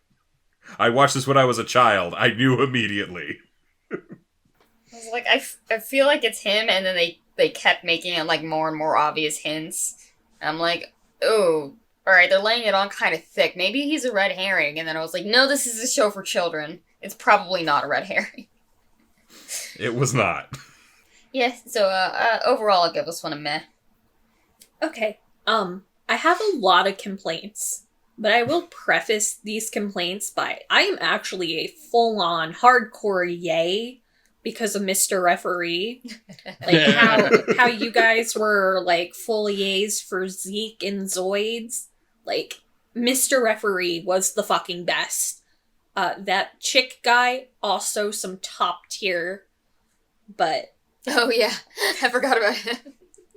I do Chick have guy? actually. The guy in the alleyway that was selling chickens. Right, the guy selling the... Oh my gosh. I forgot about him. Who was like, he's just trying to get Tyson to buy his chickens. Tyson? Sorry. Icky. I find it hilarious that you said Tyson because they sell chicken. He's just I trying to understand get how Icky you got to confused. buy his chickens. That is Tyson when he grows up. And Icky's like, wow, what super deep life advice. I'm gonna go use it. So, my complaints. Like, everything is like a knockoff, like, discounted Wish version. So, like, lower than a Wish version of, like, some other characters. Like, the Phantom with Tuxedo Mask. That... Not the gang of little kids, but, like, the gang of, like, punk rockers. I quote myself when I say, can we get some Hex Girls? We have Hex Girls at home. The Hex Girls at home. Like, we also have to talk about Medabots in the original animation in Japan was probably not meant to be racist, but in the dubbing, they definitely turned him into a racist stereotype because they were definitely leaning towards a black scent, and then, like, the watermelon thing. I think that That's had more to do with the beetle element, and that's an unfortunate coincidence. There was no Beetle. reason for them to give him a black scent. And it's obviously a white man doing it. It's actually a black guy. Is it? Yeah. Okay, those are some very unfortunate choices then. The actual designs of the Medabots, I feel like, are kind of meh tier. They're not very cool, and the ones we see have, like, actual dialogue aren't very cool either. like, we saw the girls who's dressed up like a schoolgirl. Weird. She's like, "You're my master!" And then you have Medaby, and Medaby is kind of a dick. I did like, in episode 3, I don't like Coach Mountain. I feel like he was a really bad throwaway character. But they kept, like, listing all of these things he did. And they're like, "I heard Coach Mountain did this. Coach Mountain definitely did that." I'm like, oh my god, he's like a Regina George. I was gonna say Chuck Norris. No, it was like Regina George. Except, they don't like him. Also, this is definitely a personal thing, but me and Cece went on a cruise this past summer, and we took a hiking tour that was supposed to be beginner friendly and like all downhill. And our tour guide kept egging us on through the entire thing, which was like up a fucking mountain through a jungle. And he's like, "There was a grandma in heels who did this faster than you guys." And like, when the Coach Mountain was like, "My grandma runs faster than you," like, I had visceral flashbacks to that moment. So, like, I wanted to. But yeah, like, I really loved Mr. Referee, so it's still a yay for me, but like, they had very bad characters. I don't know. I enjoyed them. I give this overall, like, yeah, Mr. Referee is a treasure. I love that he shows up in every single episode. He is wonderful. Beyond that, I think you have, like, I enjoy some of the character dynamics that we have going on here, because we have a couple different people. Yes, Icky's a little whiny. I think his friend is a little, like, too involved with, like, the school paper kind of thing, but she still kind of works on a lot of ways. I'd like that you have the whiny character, but also the disobedient character paired up, and they're gonna clash, and there's a dynamic there that's enjoyable. You have the weirdness of the tuxedo mask thing and whatever's going on with Gimp Suit Mafia. Like, just you're throwing a lot of things out there, and yeah, I enjoyed Coach Mountain. He was wonderfully over the top, in my opinion. And then all of a sudden, out of nowhere, he's just like got this heart of gold, like, "I'm gonna make a park for the children." Like, I don't know. And then like, even the side characters who are just randomly showing up, like the mafia people who are like, "Yeah, we're gonna bet this whole like development project all on a children's robot fight." The head of the mafia was Discount Joker, just without the green hair. With this suit, yeah, maybe a little bit, but I don't know. I think, like, I think, like, I mentioned, like, this is a very episodic show, and I think ultimately the reason that it works probably is a result of each episode you have characters that are interesting, fun, and engaging that you, I don't want to say latch on to, but definitely find fun enough that you're willing to slog through whatever weird shit they're about to throw at you. And, that at least gets me a light yay. I think a lot of it's stupid, so I'm not going to give it a full yay, but at the same time, it's entertaining. It's fun, and I have to give it points for that. So, light yay. Yin, what were your thoughts? Okay, so I was a light yay for characters, and I have no explanation for that. Okay, better? Tone it down just like 1 degree, and you nailed it. Okay, alright. Remember, Yin's lost some of the Valley Girl. Okay. I think that's everyone. Was that everyone? Yes. Okay, moving on to advertising. Envy, you taking this one?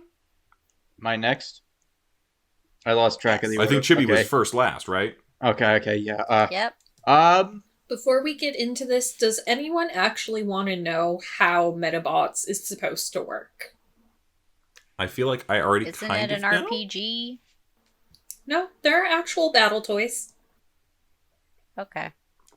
I was just about to ask, were these real things? Like, can you actually buy a Metabee in the store? I Or at had least back in the day? I had a little Metabee and some other little things that you had a fighting system. It involved rolling these like 6-sided like little roll. They weren't dice quite. No, they but, were dice. Like, I mean, not in the traditional sense of like you think of a 6-sided die. They were Yeah. like a hexagon little rolly thing. So yes, a dice, but not in the same way that you think. So you could get like Metabee or any of the actual Medabots they show, but you could also just do like a frame and customize it. These were fully customizable toys. Mm-hmm. And Yeah. each piece, like the arms, the head, they had like an assigned like PowerPoint value. Yeah. And the most traditional way to play it is you roll the die, and I think for the beginners they said if you hit blue, you take whatever piece that it rolled up on, because like it had like blue and red left arm, blue and red right arm, blue and red head. So like in the most basic one, if you got blue on your roll, you got that piece, and whoever's Medabot was disassembled lost. In the more advanced ones, the blue and the red have assigned values. You combine that with the value on your Medabot, and it has to be greater than the value of the assigned value of the piece you're attacking. I'm sure this is a lot more streamlined than we're making it sound. Yeah, it sounds complicated, but in the most basic one, Roll you a dice, roll a bigger dice. number wins. yeah. You just gotta knock 3 pieces off of the bot. Yeah, that sounds simple enough. Well, I guess going back to advertising, this is a full yay for me, because if those toys in real life did a fraction of what they actually did in the show, I think that would be awesome. And I don't know if I don't know if this is a real game, but I could totally see this being like a fighting game, like back in the day, like having all the Medabots in a fighting game, like a Street Fighter type game. Like I could totally picture that being a thing. So I feel like there's a lot of potential for this, because yeah, it's your little battle robot buddy / assistant. So I mean, what's not to love about it? I'm gonna give this one a light nay, because it wasn't really a representation of what they were IRL. I mean, the customization thing is cool. I do like that you can do that, but it sounds like the battles in the show are nothing like how the battles would go out in real life. So, nah. I'm also gonna give it a nay. I agree with Envy on the fact that I think it works for advertising for their video game series, but as like a battle toy, like it really didn't explain how to play to you. And granted, they did show you how the Medabots were built, but we haven't reached a point where like Icky is customizing Metabee. So like it's just the standard old frame and skeleton that somehow is super powerful now because it has a souped up brain. But like if you wanted to buy like the toy itself from this show, all you would end up with is an action figure. It doesn't do anything. And I feel like that's very disappointing. So I'm gonna give it a nay. I'm going to give this a light yay. I think that to some degree, I'm kind of coming from both of your perspectives here. I think there is a lot of potential here and a lot of like cool, like, oh, I didn't really mention this with like production and characters or like plot and characters, but like to some degree, like part of the fun of the show was like, oh, what's the next robot that's going to come out? It's got a similar element to like Pokemon and stuff like that, Yokai Watch and some of the other things.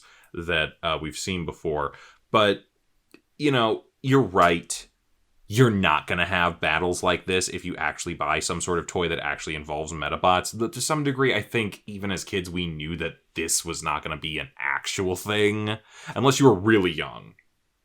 So yeah, you're not going to have the experience that they're going to have in the game, not the games, of the show. But at the same time, it is certainly, I think, one of those like, hey, we're going to show you a new robot every single week. We're going to show you a new like battling thing, and they're going to fight, and it's going to be cool, and you're going to want these robots. Like, ultimately, at the end of the day, I want these robots.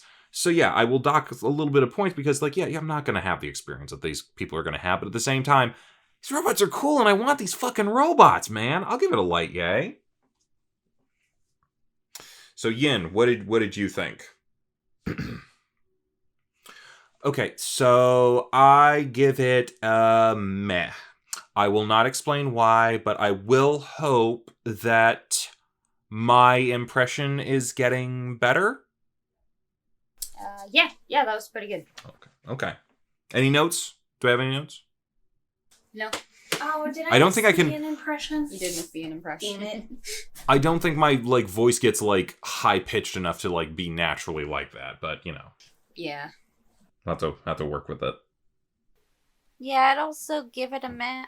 I admit, like, the robot designs are cool and everything.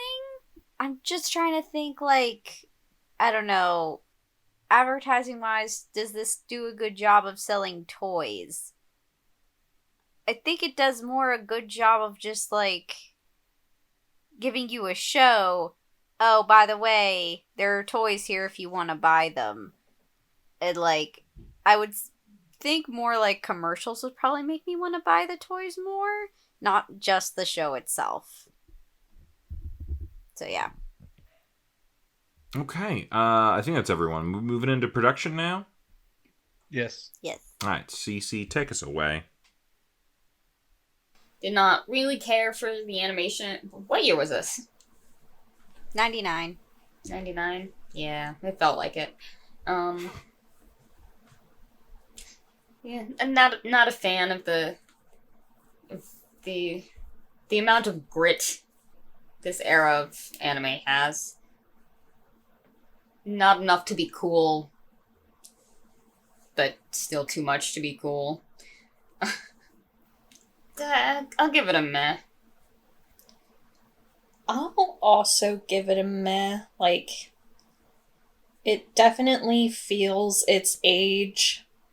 Especially, like, sound and special effects wise. Like, when Medabots is firing the gun, like, it's a little weird.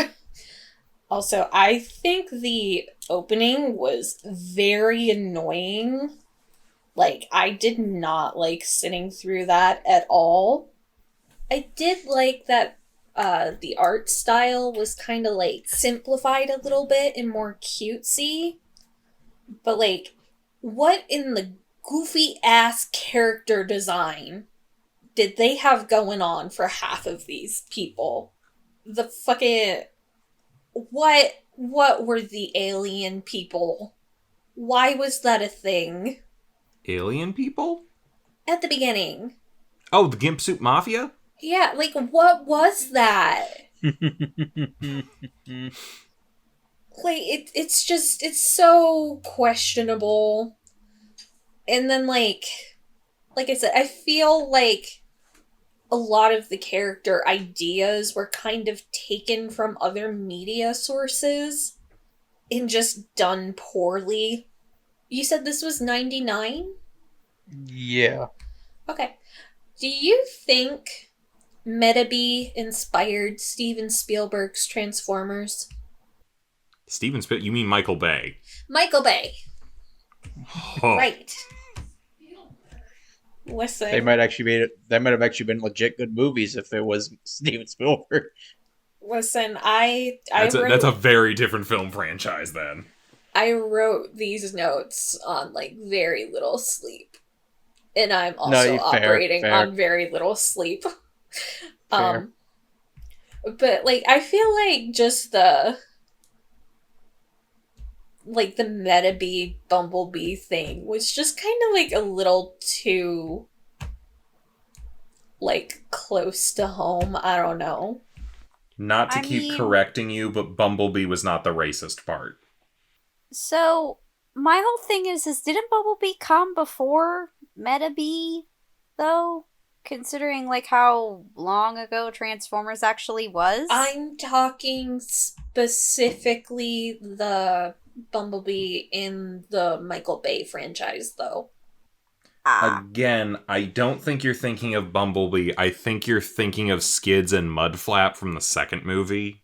No, I mean more in the sense of beat up yellow robot pops up out of nowhere to assist Kid. Like, he's got his own really strong personality because, like, I thought you were going with the racist thing. No. I am less inclined to say it was racist now. And more poor decision making on their part. I don't know. It just, like, even though Bumblebee was kind of like the best friend immediately from the start in the Transformers, like, he still had his own very distinct, strong personality, and he was still kind of sassy. It just kind of translated for me. I don't know. I have completely lost my thread of what I was even going on here, so you go, Al. Wait, did I give it a thing? I don't know. No. Say it just in case. I don't know. Meh. Yeah, you don't- gave it a meh. Okay. I don't entirely know if I agree with you on the Transformers front. I do remember those movies. I don't... Mostly in the idea that Bumblebee had a personality in those movies is where I kind of disagree. But yeah, for me, I think we're what, on production right now? I'm a light yay here. This is a little bit of an older anime. It does have a little bit of it's aged a touch. Weirdly enough, I enjoy its art style. CC Kozi, you weren't here for this, but do you guys remember Digimon the movie? Like, I kind of got a bit of that vibe, and I do really enjoy that movie.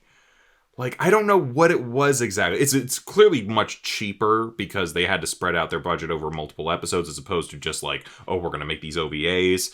But I don't know, I kind of got that sort of art style vibe, and I kind of liked it a little bit. I do enjoy some of the different designs for the robots and that. I think Metabee is really cool. Phoenix was interesting. I think some of these designs are simple and kind of like a little bit on the goofy side. The weird elephant thing was kind of like I don't know, but it was a lot. But like even looking at some of the ones in the theme song, I think some of these are going to be looking really interesting, and I am interested to see more of them. I don't think that the dub is like, for the most part, like a lot of the production is a lot to write home about, but I did enjoy a lot of the lines from the dub. I did find it, and some of the character comes from what's written, but also some of the character has to come from the dub because, you know, you're rearranging lines a little bit and you're adding some your own personality to whatever's going on with the English dub. And I did enjoy what they did for the most part. I find it funny that the girl leading the gang smokes 10 packs a day, I guess. I don't know. There was something fun about that. You know, whatever you say, like, Metabee's got a bit of, like, he's a stereotype a little bit here and there, but at the same time, he is a pretty fun character for the most part, and is interesting enough to watch and interact with everybody else and all that sort of stuff. So I gotta give points to, like, a lot of what they were doing here. Is all of it perfect? No, and there are some points where I'm like, oh, there's flaws there's some issues there. This could have been a lot better, but at the same time, it's still a good time for me, and I do enjoy it. And yeah, I'll give it a light yay for that. Yin, thoughts? I would give production a nay. I will not elaborate. Do I still have to go? I believe so. I'm gonna give it like a low meh, honestly. I will also not elaborate because my brain has shut down for the evening. Well, we're nearing the end, so it'll be alright. And my thoughts are pretty similar with Al. I'll give it a light yay. Like I thought it was pretty. Like I thought the battles itself were pretty entertaining, and yeah, the dub itself wasn't the greatest, but yeah, there were some funny lines and some funny moments. So yeah, I production wise, yeah, I give it a light yay. Okay, that takes us into final thoughts. Kozi, I believe you're leading us off on this. Why don't you take us into that? Okay, really quick before that, I was gonna say this reminded me, like, the art style-wise of Dot Hack, and that would be because it was the same studio as all of the Dot Hack series. I feel like I need to rewatch some of that now. I feel like this is like we've had like a couple weeks in a row where we've talked about Dot Hack for some reason. They also did Tsubasa, which is, like, one of my favorite animes ever. Wow. Okay, Which studio is this? B-Train. I might have to look into them a little bit more. BEE Train. Oh, They don't have much. be like Medabots. Oh. Their last thing was in 2011. They might be shut down. Well, that's Probably. easy to catch up on their stuff then. Oh, yeah. They're defunct. I mean, either that or they may have been bought up by another studio. Their parent company's dead, and all of the offshoots are dead, so I don't think they've merged. Okay. Yeah, I'm a yay here, I think. Maybe a light yay, but I really just want to see what other things Mr. Referee is gonna pop out of. Oh, so Like- many things. It brightens my day.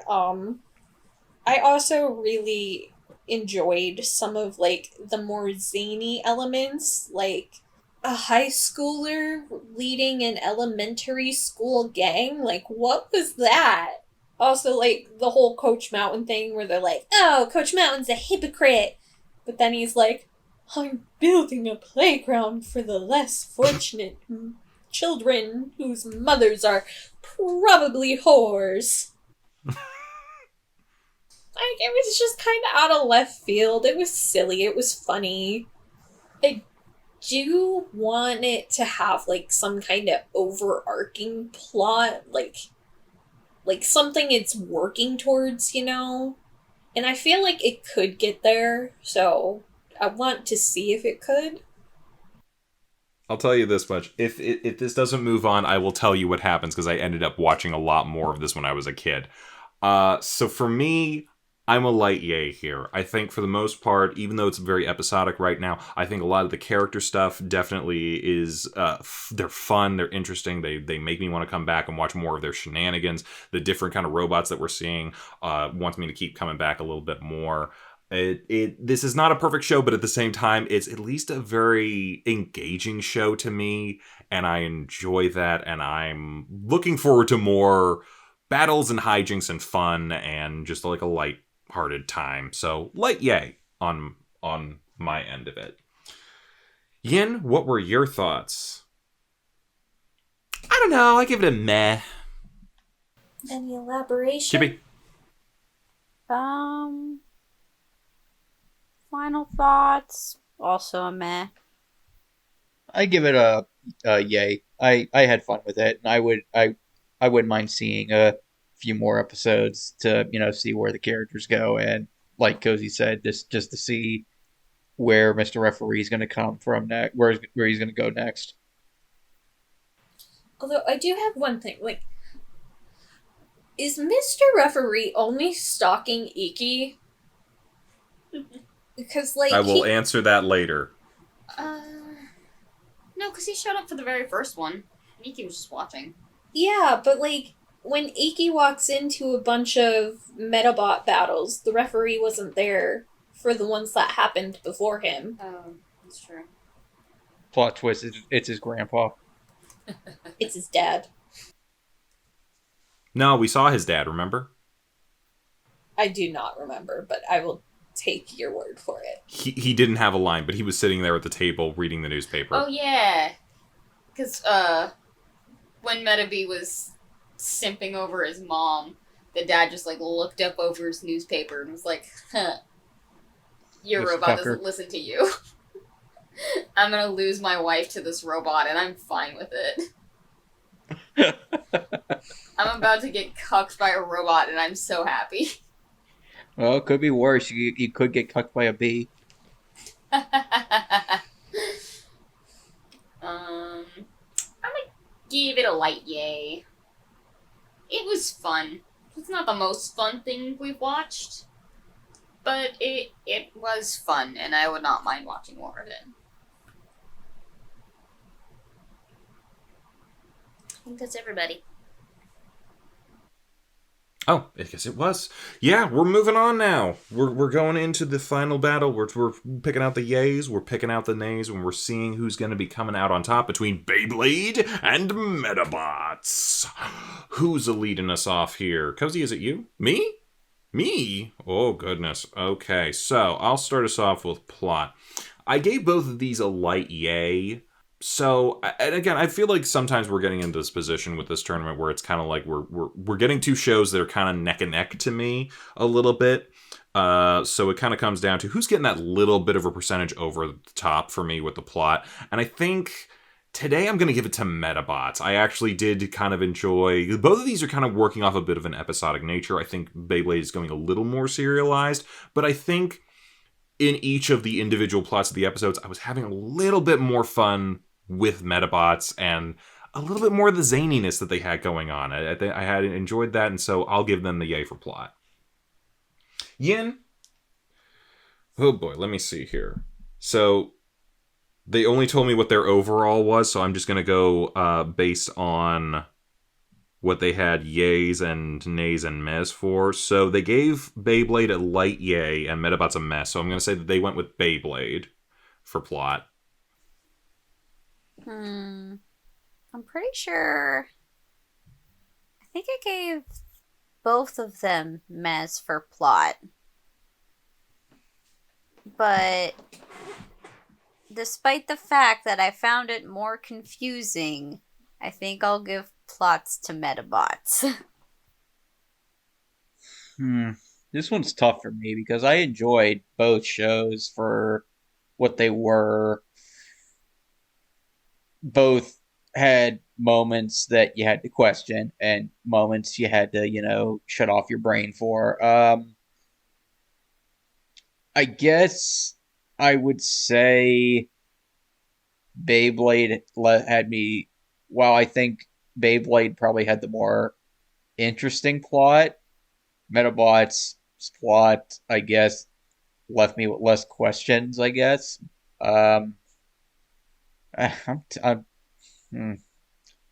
You seem Come torn. back to me if we're tied. We won't be tied if you abstain. Oh, yeah, I abstain. Again, that's not my strong point tonight. Excuse me. I do not remember how I rated each one individually, so this might contradict that. I think I'm going You guys to... got to start writing your stuff down, man, like I do. I think I'm going to give it to Medabots because I can see more clearly where it's going. Like, how does him and Medaby learn to get along? Whatever, but with Beyblades, it's kind of like, okay, who are we fighting next? I'm just saying words at this point. Medabots. Okay, I gave them both light nays, but I'm gonna give it to Beyblades.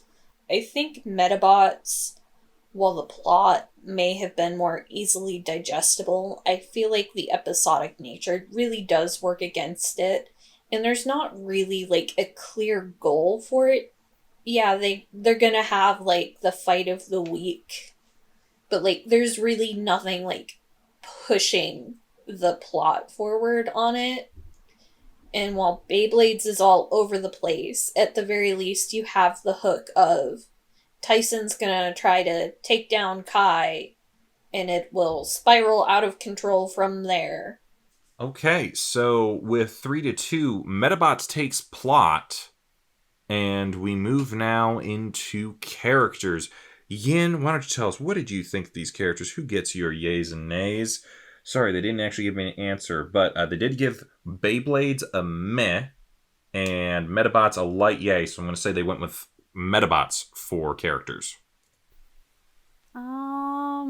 Characters.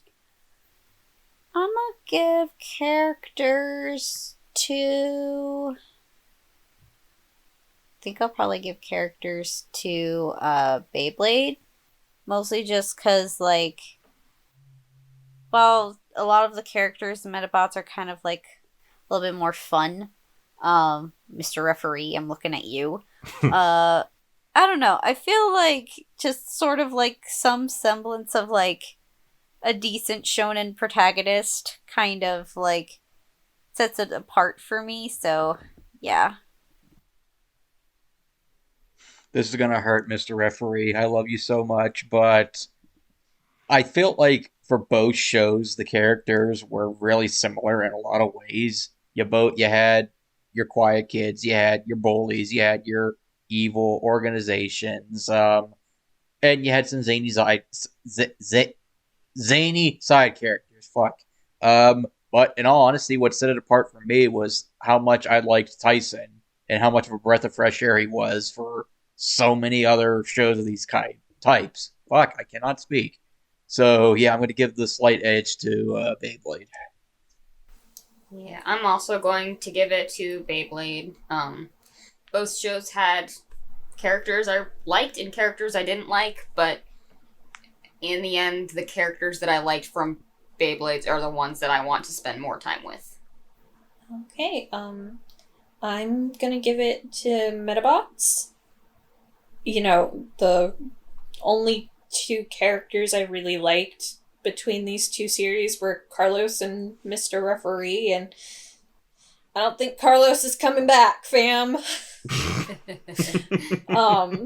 Also, I am gonna have to hand it to Medabots for being the one that's not racist with one of its characters. That's kind of interesting because you were saying the Metabee was. Turns out Metabee isn't a black caricature, he's just black. Yep. Yep.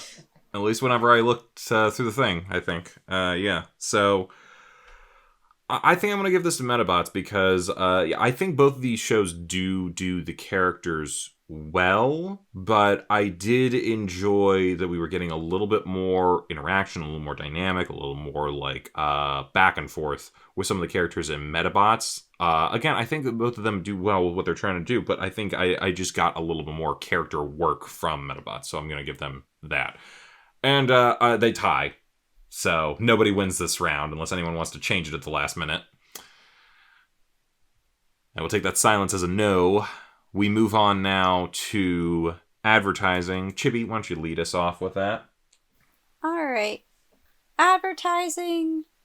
So as far as advertising goes, for the shows, I would say I think Beyblade did a better job, mostly because these were toys that I forget if the toys were already out before the show was like airing in the States, but to like know that they're a toy and like it's a toy that you see commercials for all the time, and then also seeing the show and then seeing the battles, like not to say that Medabots' battles like weren't cool in anything, but I don't know, I just feel like the idea that the tops are toys is like more of an easier idea to grasp versus like that the robots are toys to fight with.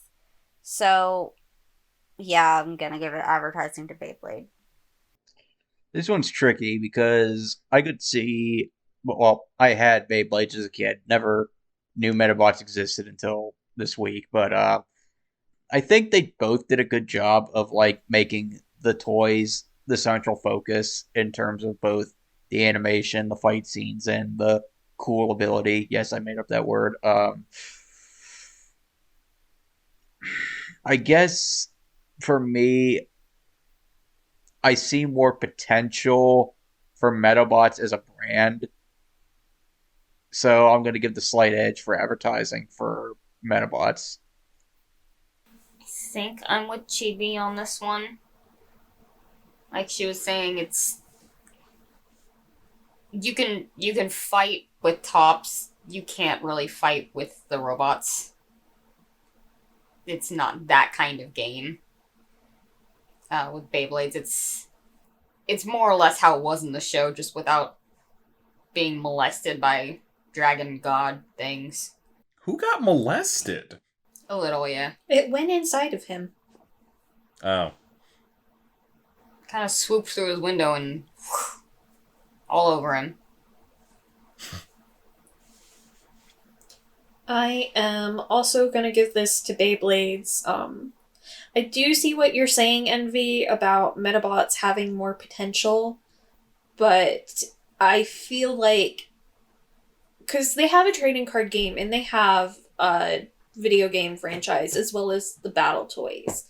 I feel like the only real potential there is if they were trying to push their video games, whereas Beyblades also has a very successful game franchise, as well as like the physical battle toys. And they do exactly what they were advertised to do. Are you a little, maybe, as seen on TV, disappointed? Yeah. But, like, overall, I feel like it's much more successful at marketing what it wanted to sell, which, when Beyblades came out, they wanted to sell the toy. Yeah, I'm kind of coming from a bit of the same regard to that. I gave both of these a light yay because I do like the idea of both of these shows, these kind of things, but almost to some degree, and especially because to some degree they have the personality. Some of the Medabots are more characters than they are products a little bit, even in their own universe. The Beyblades themselves are products no matter what you look at. And also, they do basically tell you, here's how you Beyblade. More or less. Sure, they don't get into building the Beyblade. That could be a later episode. But, you watch, they explain, you understand it all. There's no world in which we're able to explain exactly how we're going to be able to do a Medabot battle. It's a robot battle, which you inherently know you cannot actually do. So I guess in the slightest degree, I also have to give advertising to Beyblade. I mean, I still have a Beyblade. I don't know whatever happened to the Medabots that I had. So. I feel like it kind of falls into the same camp as, oh god, what was it called? Gundam Build Fighters? Yeah. Like, yeah. You can build a Gundam, but, like, you cannot play the game that they're playing in the show. Yeah. Yeah, we're kind of hitting that a little bit. Yin, your thoughts? It looks like Yin gave a light yay to Beyblade and a meh to Medabots for advertising, so I'm just going to say they went with Beyblade. And Beyblade takes advertising. We move on now to production.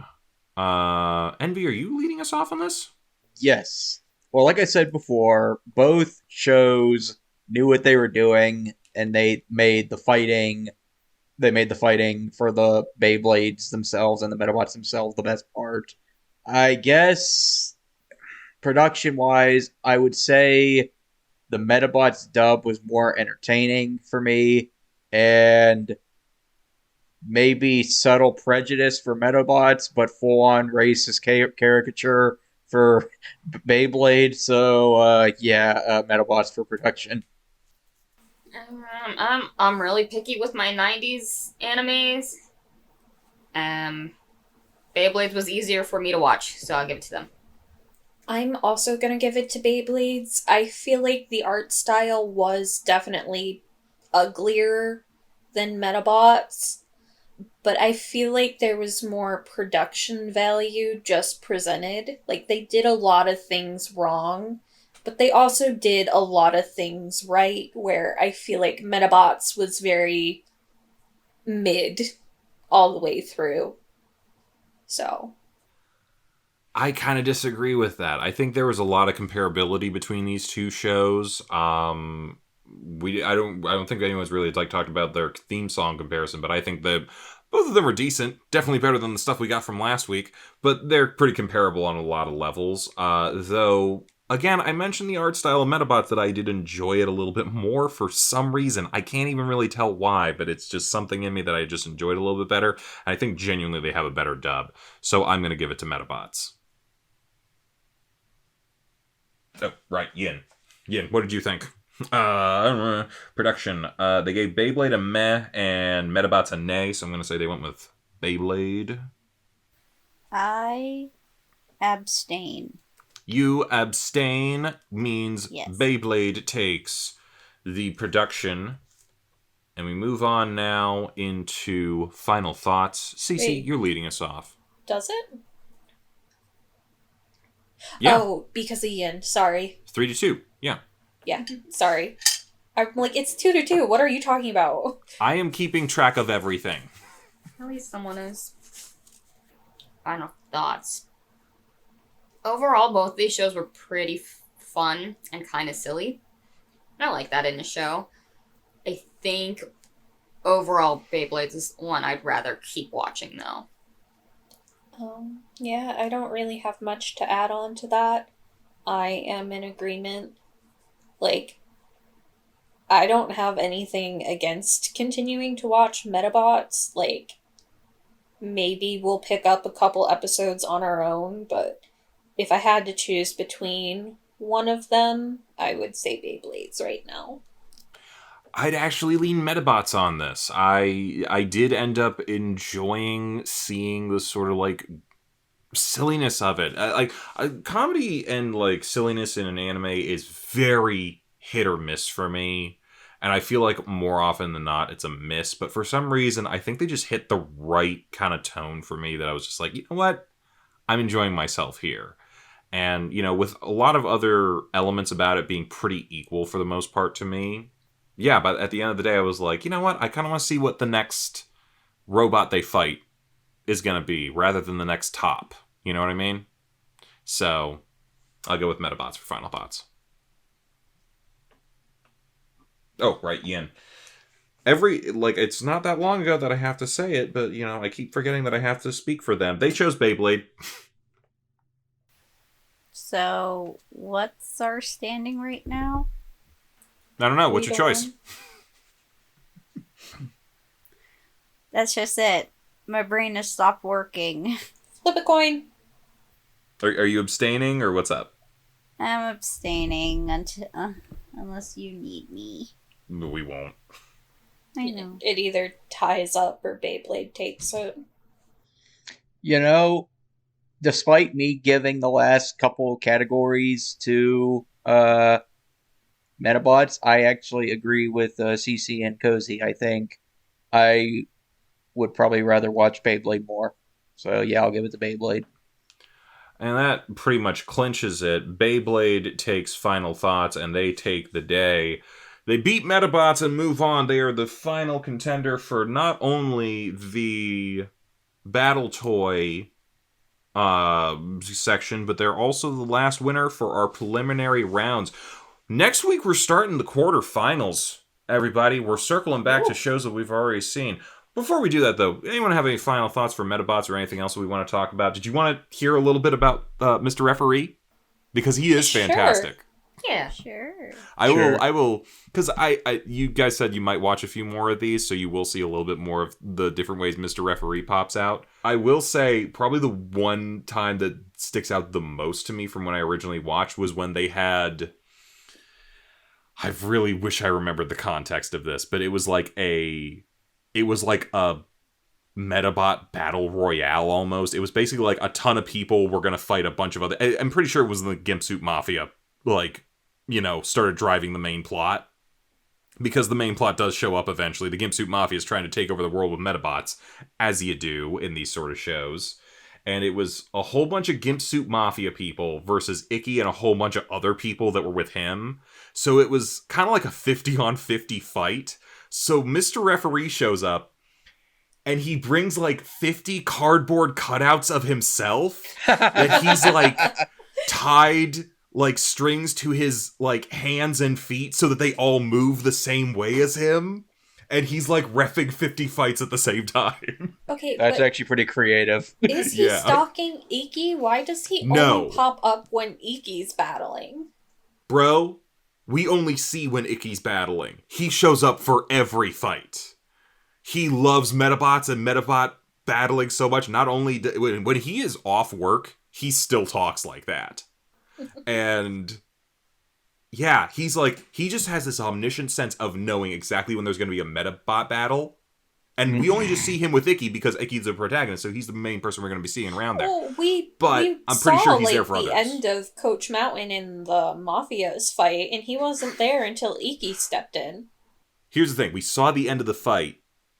Let's be real. That fight was already decided before he got there. I think He shows up for the real fights. I think you're making excuses, but we'll let it Okay. slide.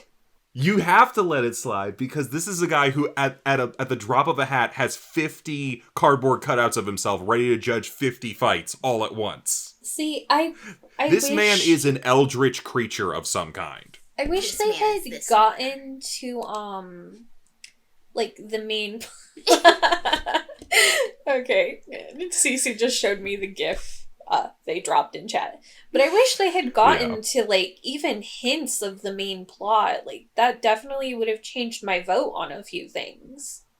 Yeah, the Gimsuit Mafia is trying to collect rare metals because apparently they have a machine that allows you to control... Like every metal, like, I guess is more or less derived from another.